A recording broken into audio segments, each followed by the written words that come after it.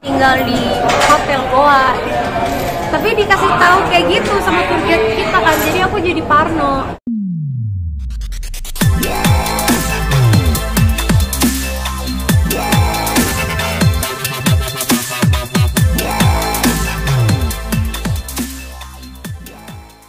Kak Jedan, harapan 29 tahun apa sih buat Indosiar? Harapannya semoga Indosiar bisa selalu sukses, selalu memberikan program-program yang seru dan nomor satu di Indonesia. Oke, Kak Jedan, ini kan mengawali tahun 2024, ini habis pulang liburan. So far kemarin kemana aja sih mengisi akhir tahun? Akhir tahun, awal tahun itu aku sekeluarga kita jalan-jalan ke Turki, ke kota Istanbul dan Kapadokya. Oke, gimana artinya memang itu berapa lama dan itu keinginan siapa sih ke sana sendiri? Itu totalnya sih 11 hari ya, 10 hari masih 11 hari. Itu sebenarnya itu dadakan banget, kita mendadak perginya, soalnya sebenarnya aku masih belum tahu tuh aku dapat libur apa enggak. Terus udah gitu, jadi kita nggak ngerencanain apa-apa. Tapi setelah kita ngambil rapotnya Algara, terus nilainya bagus banget, A+ gitu. Hampir semua di mata pelajaran tuh A+, nggak ada yang B, pokoknya A semua gitulah. Jadi aku sama Vincent kita berdua terharu. Ternyata juga baru dapat kabar schedule bahwa ada libur nih dari tanggal 30 sampai tanggal 9. Ya udah langsung kita booking tiket, terus nyari travel agent karena kan kita udah nggak keburu nyari hotel, nyari segala macamnya udah nggak keburu. Jadi kita pakai private tour gitu di Turki. Ya udah kita berangkatnya juga last minute banget gitu.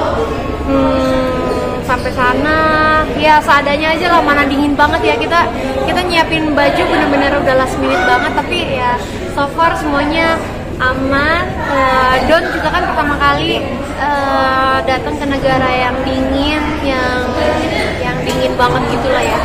Jadi dia sempat ada nangis-nangisnya, tapi untung tuh kita selalu dapat hotelnya yang deket sama pariwisata gitu. Jadi ketika capek ya udah pulangin. Oke, berapa lokasi?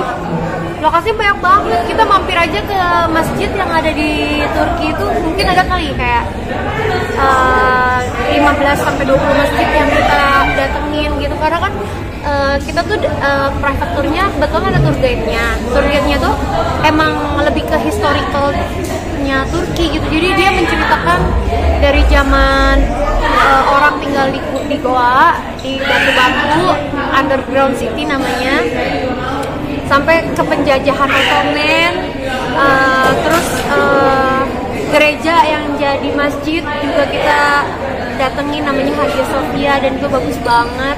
Sampai kita tuh ke museum tempat tinggalnya Raja Ottoman pada zamannya gitu. Dan di situ kita ngelihat ada jubahnya Nabi Muhammad, ada sendalnya Nabi Muhammad, ada tapak kakinya Nabi Muhammad, ada rambutnya, jenggotnya Nabi Muhammad, dan ada pembungkus Ka'bah juga, ada pembungkus black stone yang di Ka'bah juga ada. Jadi itu benar-benar terpukau aku.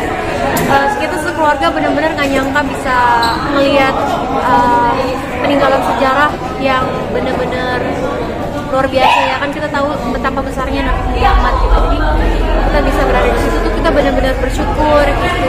Berarti nggak hanya liburan semata, tapi ada edukasinya juga. Ya, Barak juga banyak belajar di liburan kali ini. Apalagi waktu di Kapadokya tuh kita tinggalnya di Goa kan. Jadi kita tinggal di hotel, tapi hotelnya tuh di dalam goa. Dimana goanya tuh sebenarnya kita diceritain sama tour guide kita kalau sejak tahun 2000-an itu orang-orang udah nggak boleh tinggal di goa lagi karena terakhir itu ada musibah. Ibu sama kedua anaknya ketimpa runtuhan goa, jadi goanya rubuh, menimpa dia dan mereka meninggal. Sejak saat itu nggak boleh lagi ada yang tinggal di goa dan kita memilih untuk tinggal di goa. Jadi itu aku setiap malam aku nggak bisa tidur karena aku takut gitu. Aku ngeliat ya Allah ini sekeliling kita ini batu-batu gitu. Ini kita nggak tahu ya batunya sekuat apa. Apalagi aku dapat kamarnya tuh lantai paling bawah gitu. Jadi kan ini kayak Kapadokya tuh kayak gunung-gunung gitu, lancip-lancip. Itu tinggalnya tuh di bawah, terus ada lagi gitu.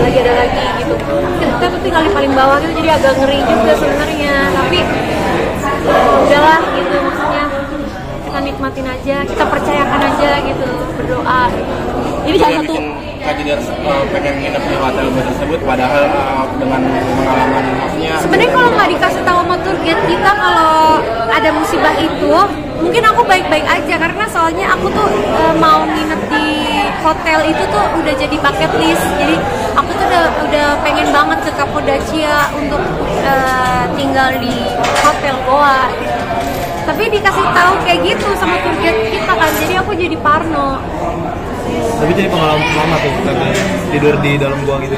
Iya, pengalaman pertama gitu. Jadi kita tuh kayak masuk ke gunung.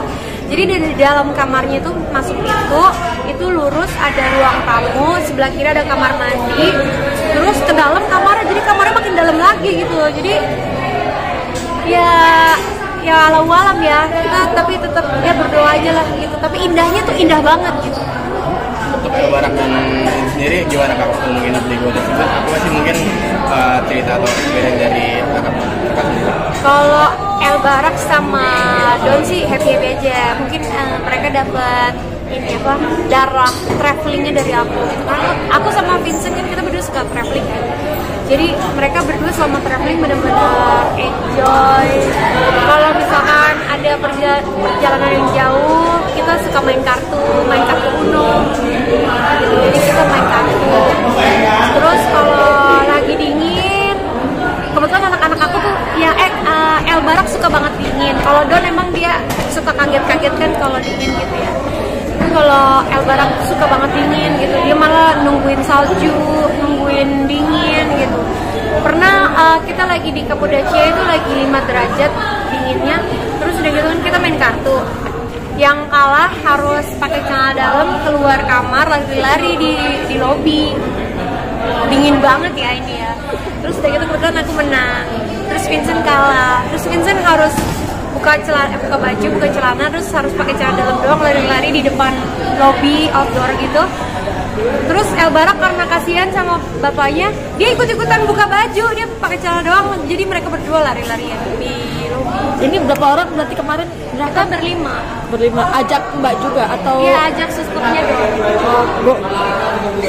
Gue pikir ngurus sendiri segala macam atau seperti apa? Enggak, jadi tuh kalau Vincent itu maunya tuh aku tuh sama Vincent gitu. Jadi kadang tuh emang sih sebenarnya pengen gitu ya liburan kita berempat aja gitu. Tapi kata Vincent enggak, kita ajak aja suster soalnya biar kamu sama aku terus. Oh iya udah.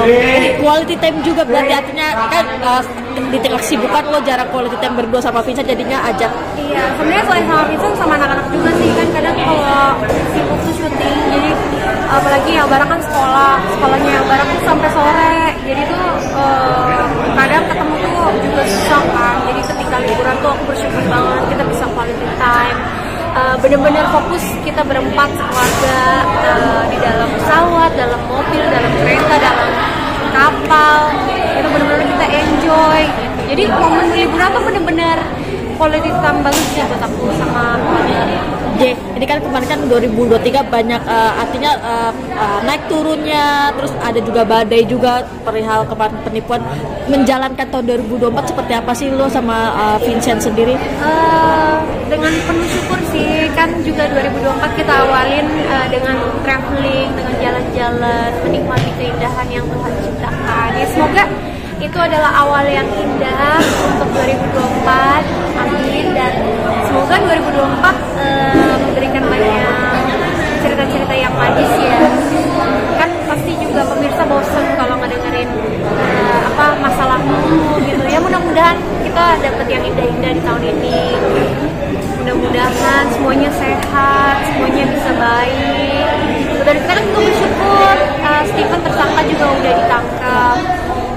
Ya mudah-mudahan kita bisa segera memproses keadilan.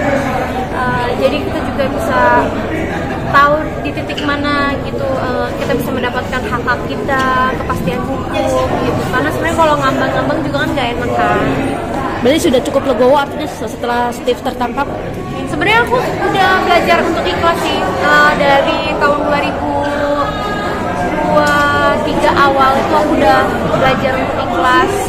Soalnya sakit hati banget kalau dipikirin terus, sakit hati, sakit pikiran. Terus kalau tetap mikirin, tetap fokus ke ditipu itu tuh kayaknya nggak enak gitu. Takutnya malah stres, takutnya malah sakit.